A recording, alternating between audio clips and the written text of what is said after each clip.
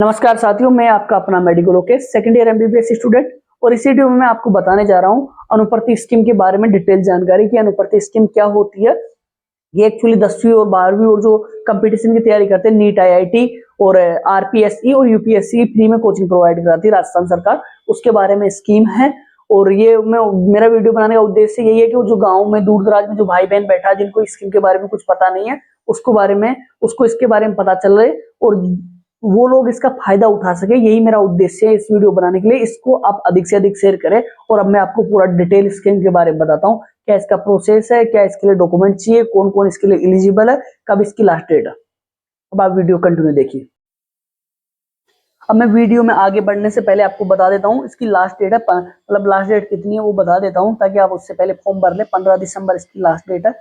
उससे पहले जो भी आपको करवाना है डॉक्यूमेंट, आपको कुछ दिक्कत है या करेक्शन कराना है मैं बता दूंगा। लास्ट डेट इसकी 15 दिसंबर है, उससे पहले आपको फॉर्म भराना। अब बात करते हैं कि इसमें किस किस के लिए अनुप्रति कोचिंग होती है। एक तो 11वीं 12वीं में जो बच्चे पढ़ रहे हैं उनको नीट आईआईटी और जो भी क्लेट विलेट होती है, जो रेस्पेक्टिव सब्जेक्ट की रेस्पेक्टिव कोचिंग होती है उसके लिए। और जो आरपीएससी जो राजस्थान पब्लिक सर्विस एग्जामिनेशन आप जो एग्जाम करवाता है, जो जैसे अपने कांस्टेबल हुआ, एसआई हुआ, रिट हुआ, इनकी एग्जाम आरएस की इनके लिए कराता है। और उसके अलावा यूपीएससी के कुछ पद होते हैं। अब इसमें बात करते हैं कि सबसे पहले कि कौन कौन सी कैटेगरी इसके लिए एलिजिबल है। सबसे पहले देखो एससी मतलब शेड्यूल कास्ट, जो अनुसूचित जाति होती है। एसटी शेड्यूल ट्राइब जो अनुसूचित जनजाति होती है। ओबीसी अदर बैकवर्ड कास्ट अन्य पिछड़ा वर्ग। एमबीसी मोस्ट बैकवर्ड कास्ट यानी अति पिछड़ा वर्ग। ईडब्ल्यूएस इकोनॉमिकल विकर सेक्शन कुछ ऐसा होता है जो ईडब्ल्यूएस होता है। माइनॉरिटी जो मतलब मुस्लिम समाज आता है, ये इसके लिए होती है, ठीक है। उसके बाद देखो ये कैटेगरी इसके लिए एलिजिबल है। उसके बाद बताया कि इसमें देखो क्या क्या होता है। इसमें कक्षा 11 या 12 में एकेडमिक कोर्स हेतु तथा कॉलेज के अंतिम 2 वर्षों में रोजगार हेतु प्रोफेशनल कोचिंग के माध्यम से तैयारी कराई जाएगी। यानी इसका मतलब यह है कि अगर बच्चा 11वीं 12वीं में कोर्स के बाद जो नीट आईआईटी के लिए और जो कोचिंग तुम्हें बताया ना आरपीएससी, उसके लिए कराई जाएगी। अब ये तो देखो कोचिंग की जो प्रक्रिया वो अपने काम के लिए, अब ये कोचिंग संस्थान की है तो अपने काम के लिए। मैं अब आपको बता देता हूँ कि इसमें कोचिंग द्वारा अपलोड किए जाने अभ्यर्थी को इसके लिए क्या क्या चाहिए। अभ्यर्थी की क्या एलिजिबल, अभ्यर्थी की पात्रता सबसे पहले तो राजस्थान का मूल निवासी होना चाहिए, ठीक है।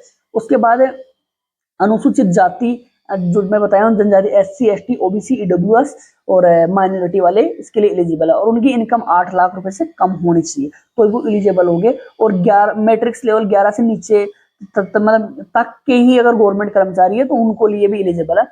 और जो अभ्यर्थी मतलब अगर इसका फॉर्म भरा अगर पहले फायदा ले चुका तो वो इसके लिए एलिजिबल नहीं होगा।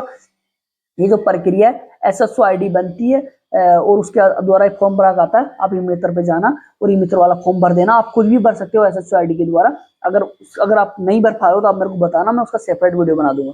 पहले मैं बता देता हूँ कि इसमें कौन कौन से डॉक्यूमेंट चाहिए।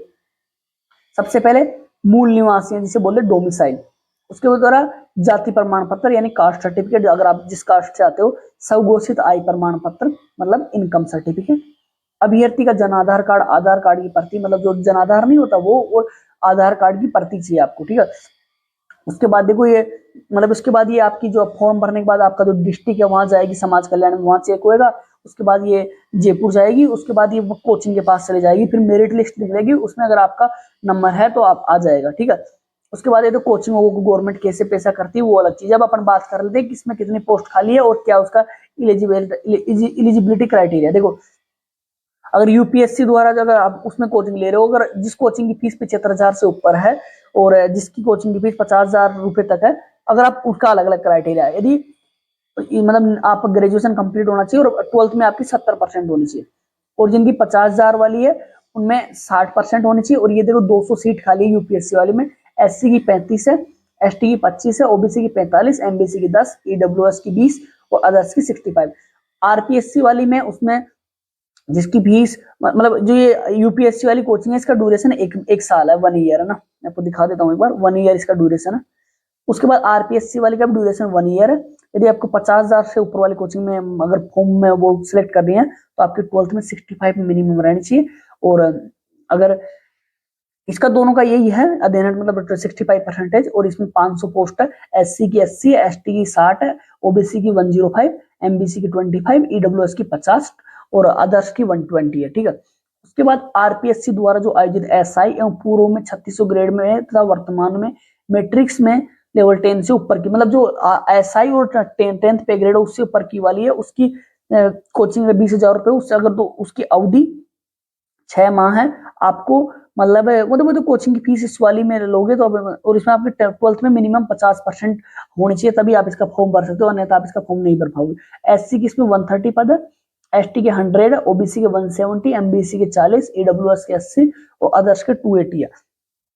अगर रिट में आप लेना चाहते हो, रिट में 4 माह ड्यूरेशन है कोर्स का, बीएड और जो एसटीसी होती है वो आपकी एलिजिबिलिटी होनी चाहिए, और 12th में मिनिमम 50% होनी चाहिए। और देखो एससी के 240 पद खाली है, एसटी के 180, ओबीसी के 315, एमबीसी के 075 मतलब 75, ईडब्ल्यूएस के 150 और अदर्स के 540। उसके बाद आरपीएससी द्वारा आयोजित परीक्षा पटवारी, कनिष्ठ सहायक, पूर्व ग्रेड में 2400 तथा वर्तमान लेवल 5 तथा पूर्व ग्रेड की 3600 पे लेवल तथा 10 से कम की अन्य परीक्षा। इसके लिए ड्यूरेशन इन कोचिंगों का 4 माह है और मिनिमम आपकी 50% होनी चाहिए, और आप 12th पास किए हो या आरएससीआईटी वाला कोर्स हो आपके पास, ये देखो इसमें दे रखी है, आप देख लेना, मैं बता दिया आपको। एससी के 195 है, एसटी के 145, ओबीसी के 255, एमबीसी के 60, ईडब्ल्यूएस के 120 और अदर्स के 425। देन कांस्टेबल के लिए 10,000 रुपए, और मतलब 10,000 रुपए कोचिंग, उसकी 4 माह ड्यूरेशन है, वो तो गवर्नमेंट देगी पैसा, उससे आपको लेना देना नहीं।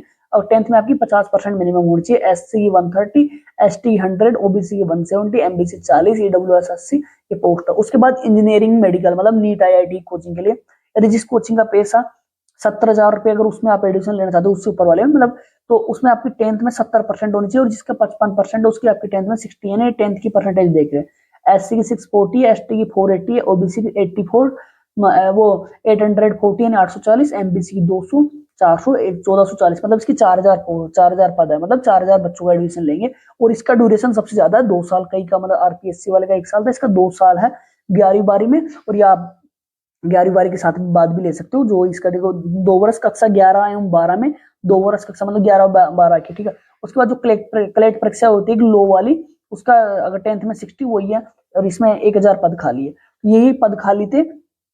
और मैं इसका एक चीज बता देता हूँ, ये तो मैंने आपको सब बता दिया, डॉक्यूमेंट बता दिए मैंने कि आपको मूल निवासी, जाति प्रमाण पत्र चाहिए, आई चाहिए, आधार कार्ड, जन आधार कार्ड, और SC ST OBC EWS minority ये इसके लिए एलिजिबल है। मैंने आपको सब चीजें बता दी। अब मेरा आपसे एक रिक्वेस्ट है, देखो इस वीडियो बनाने में मेरा पर्सनली कोई फायदा नहीं है, क्योंकि मतलब अब मैं उसको एक्सप्लेन नहीं करूंगा क्या फायदा नहीं है, वो नुकसान वो अलग चीज है।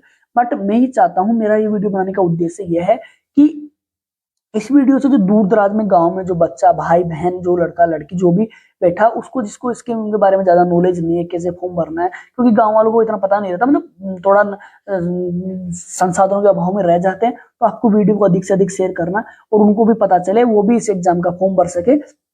मतलब जो इसमें पैसा तो कुछ लगता नहीं है, ई मित्र वाला लेगा 50-60 रुपए, आप खुद भी भर सकते हो, बट ई मित्र से भरवा लोगे उसमें कोई 50-60 रुपए कुछ होगा नहीं। तो मेरा उद्देश्य है कि आप उस लोग तक भी पहुंच सके। देखो अगर आप भले ही इसके लिए एलिजिबल नहीं, यानी मतलब आप जैसे मैं हूं तो मेरा तो हो गया, निकल गया टाइम, बट आप इस वीडियो को अधिक से अधिक शेयर करना, ताकि आपके एक शेयर से उस जो दूर दराज गांव में जो भाई बहन बैठा उसका बहुत फायदा हो जाएगा। मतलब आपके एक छोटे से प्रयास से उसकी जिंदगी सुधर जाएगी। इसलिए मेरा आप सभी से हाथ जोड़ के रिक्वेस्ट है कि वीडियो को अधिक से अधिक शेयर करें। और हाँ, एक बार लास्ट बार और बता देता हूँ, उसकी लास्ट डेट 15 दिसंबर है, तो फॉर्म इससे पहले ही भर देना। और मैं ये प्रोसेस था, मैंने पूरा बता दिया क्या प्रोसेस था, क्या किसको इसका फायदा मिलेगा, कितने इसकी पोस्ट है, सब चीजें बता दिया। और मेरे चैनल को आप सब्सक्राइब करें, क्योंकि मैं जैसे कई स्कॉलरशिप होती है, NTSC, STSC, national talents, state talent search examination, KVPY, उनके बारे में वीडियो बनाऊंगा, तो आपको अपडेट देता रहूंगा। क्योंकि जैसे भी मेरा बहुत बिजी शेड्यूल रहता है, एमबीबीएस कर रहा हूँ, तो मतलब बहुत ही कॉलेज वाले जाना होता है 9 से 5, उसके बाद टाइम निकाल के मैं वीडियो बना रहा हूँ। तो आपसे मेरी एक ही रिक्वेस्ट है, मैं आपसे कुछ मांग नहीं रहा हूँ, बस आप मेरे चैनल को सब्सक्राइब करो और वीडियो को अधिक से अधिक शेयर करो। अगर सब्सक्राइब नहीं भी करना तो भाई मत करो, कोई दिक्कत नहीं, बट इस वीडियो को शेयर जरूर करो, क्योंकि उस भाई का फायदा हो सके जिसको इसकी जरूरत है। इसी के साथ मैं मेरी वाणी को विराम देता हूँ। जय हिंद, जय भारत।